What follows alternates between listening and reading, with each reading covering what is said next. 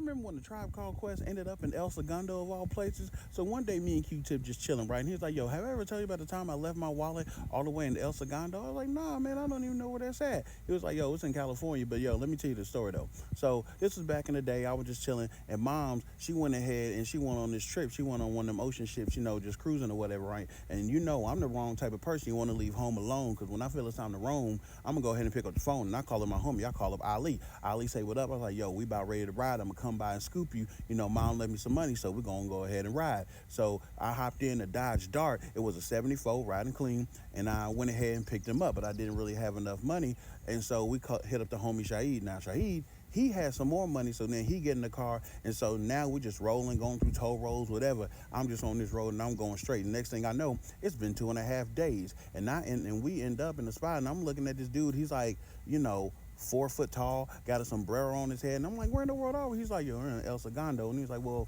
where is there something to eat in El Segundo? Where do we go? Like, is there some reservations or something? He was like, look, there's a fast food station right up there, and you can go ahead and get something to eat there. And that's when Ali was like, yo, why in the world did you drive so far?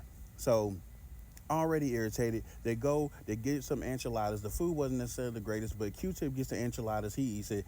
Ali, he only get the fruit punch. I'm guessing he's irritated. He's like, man, I'm doing this fruit punch. I don't even feel like eating right now. So as, Q-Tip and them get done eating and figuring out how to get back, they sitting there paying for the lunch and everything else. And, so he sees this beautiful woman though, and this beautiful woman got him in a trance. And they try to snap him out of it like, yo, you got what you need, man, so we can get back to where we going to? So he snaps out of it, getting cussed out by everybody.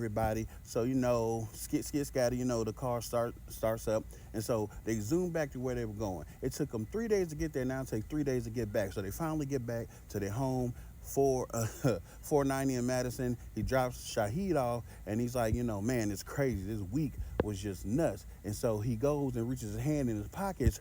Oh no, now going back, he got to go pick up Shahid again. And Shahid's like, yo, man, we got to go back. And he's like, why in the world do we got to go back? He's like, because I left my wallet in the El Segundo, man, and I got to get it. It's my brown wallet, and, I got my Jimmy hat, so they got props number in there. I got to get this number. And so that's how we ended up. We went back. Of course, they was mad at me, but, that's how it went down. I was like, man, that's crazy. I guess the moral of your story is, if there's a beautiful woman, it don't matter. Make sure you put that wallet back in your pocket, because the last thing you want to do is take another 3-day trip to El Segundo.